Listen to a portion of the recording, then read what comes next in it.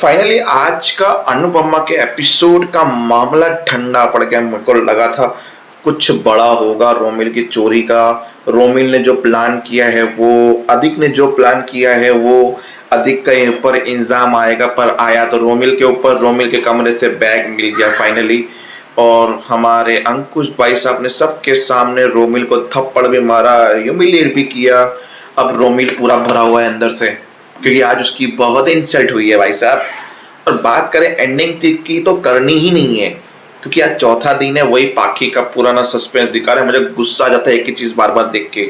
Literally तुम्हारे पास क्या छोटी सी भी क्लिप नहीं है दिखाने के लिए कि तुम कुछ नया दिखा पाओ।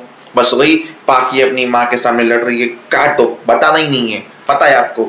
तो बात करते हैं शाह हाउस की, जहाँ पे काव्या रोते हुए बाहर आई। बाबूजी के पास बैठने की कोशिश की कि 2 मिनट बाबूजी बात कर ले। बाबूजी ने बोला ठीक है कर लो बात, बैठो। इतने में बा ने वहां से कप फेंक दिया। तुम जान क्यों नहीं छोड़ रही हो? रहना है तो रहो, पर अपने कमरे में रहो। बार बार ये मनुष्य शक्ल मत दिखाओ, मुझे तुम्हारी पाप की गठरी याद आती है। निकल जा यहाँ से, निकल जा। मतलब बा का पारा गर्म हो गया। जहाँ पे किंजल आई, दोनों की फाइट चुप करवाई। बाबूजी को लेके चले गए। फिर किंजल ने समझाया कि देखो आज की कंडीशन की जो भी वजह है वो तुम खुद हो, ये तुमने ही पाला है। और दूसरी बात, माफी मांगी जाती है, कोशिश की जाती है, माफी की डिमांड नहीं की जाती। तुम माफी की डिमांड कर रही हो काव्या कि मुझे माफ कर दो, माफ कर दो, जैसे तोशु कर रहा था। गलती की है, माफी करने का हक और उसको समझने का हक सामने वाले को। वो जब चाहे तब आपको माफ करेगा। ऐसे ही नहीं तुमने गलती कर दी, सॉरी बोल दिया, हाथ जोड़ दिया, रो लिया तो माफी मिल जाएगी। काव्या ये कोई छोटी मोटी गलती नहीं है जिसकी गलती की तुम माफी की डिमांड कर रही हो। माफी मिलेगी पर वक्त पे, समय पे। आज तक जब मैं तोशु को ही माफ नहीं कर पाई अपने दिल से, इस घर में रह रही हूँ, चला रही हूँ, वैसे तुम रहो, पर डिमांड मत करो माफी की। काव्या अंडरस्टैंडिंग हो गई, समझ के बोला अनुपमा को फोन करो, पर वहां पहले से ही चोरी चकारी चल रही है। सब लोगों ने बोला बैग तो कहीं नहीं मिल रहा, तो चलो ढूंढना शुरू करते हैं सब जगह पे। तो सब लोग अपने अपने कमरे में ढूंढना शुरू किया, पर पैसे नहीं मिले।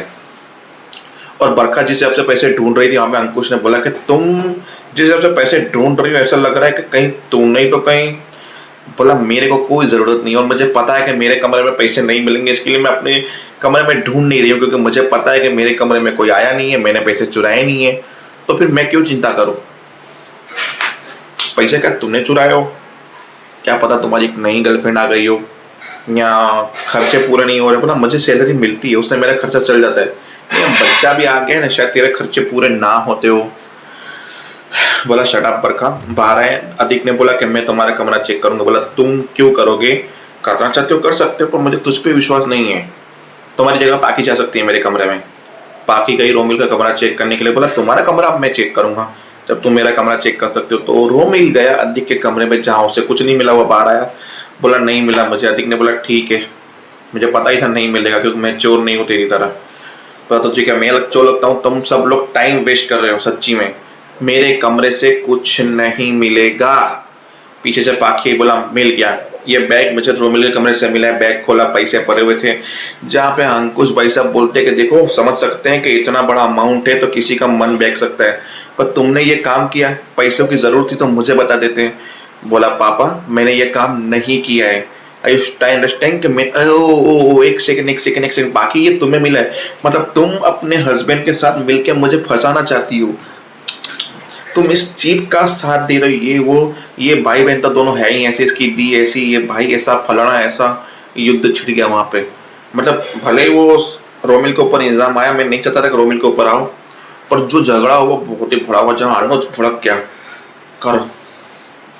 अनुपमा बोले आप रिलैक्स करो। बोला नहीं अनुपमा ज्यादा हो रहा है इनका, तुम्हारी दी, तुम्हारा भाई। वो बोले रोमिल तुम फलाना ढिंगना। अंकुश को आया गुस्सा, क्योंकि उसे ह्यूमिलेट हो रहा था कि उसके बेटे ने ऐसा किया। तब एक थप्पड़ दी। चुप कर रोमिल, एक तो चोरी की है, ऊपर से तुम सीना चोरी करके सीना ठक के बोल रहे हो सामने किसी के ऊपर। वहां पे मजा आया अधिक को और बरखा को, पर बेचारे रोमिल को ह्यूमिलेट फ्री हुआ। बोला एक काम करो अनुज जी, एक काम करिए, आप पुलिस को बुलाइए।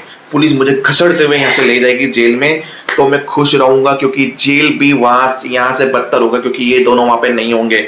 कम से कम मुझे जेल भेज दीजिए। बोला डोंट ये ना मेरे सामने ये नखरे मत करना मेहरबानी करके कि अपने आप को गलत साबित करने के पकड़े गए हो तुम। अब मुझे सच सुनना है, तमाशा नहीं सुनना है कि क्यों चुराए, किस लिए चुराए। अनुपमा ने बोला बस करो, पैसे मिल गए, कोई कार्रवाई नहीं करनी, हम शांति से देख लेंगे। वहां पे फिर बरखा भी इसमें बोली कि क्यों नहीं, अगर ये काम अधिक करता तो तुम पुलिस को बुलाती, ये करती वो करती, रोमिल को माफी क्यों मिली, पुलिस तो आनी चाहिए। बोला सही बोला भाभी आपने, पुलिस आएगी तो अनुज वो भी तो पता चल जाएगा ना, फिंगरप्रिंट से ये पता चल जाएगा किसने चोरी की है, क्या किया है। पुलिस तहकीकात करेगी तो जीनी जीनी यानी छोटी छोटी चीजें पकड़ेगी। फिर अधिक बोला दी क्या आप भी घर की इज्जत बाहर उछेड़ने के लिए तुली हुई हो, मतलब बाहर की पुलिस अंदर आएगी, परिवार के बारे में इज्जत उछेड़ेगी, भारत से न्यूज में जाएगी वगैरह वगैरह, कैसे खानदान का नाम बदनाम हो जाएगा हमारे कपाड़ियास का। बरखा ने बोला हाँ तुम भी समझदारी की बात कर रहे हो, मैंने ये तो सोचा ही नहीं। अनुपमा समझ गई कि कुछ तो दाल में काला है। रोमिल तुम अपने कमरे में जाओ, अधिक तुम भी अपने कमरे में जाओ। अनुज ने बोला रुक जाओ, मेरे पेशेंस का इन लोगों ने बहुत फायदा उठाया है, इनफ इज इनफ। अब ये आखिरी और लास्ट वार्निंग थी।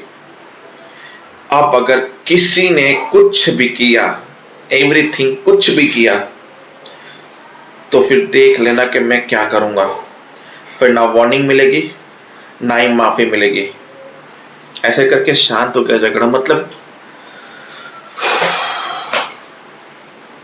जैसे झगड़ा यूं बढ़ रहा था ना, पहले शांत हुआ बड़ा, शांत हुआ बड़ा, मेरे को मजा आ रहा था कि अनुज आएगा, इनफ इनफ निकलो अभी के अभी घर से, यूं कोई बड़ी बवाल होती, मजा आती। पर अनुज ने ठंडा कर दिया, मैटर ठंडा हो गया, एपिसोड खत्म हो गया। एंड में वही बाकी का सस्पेंस जो बताने की जरूरत नहीं है। जय हिंद, जय भारत।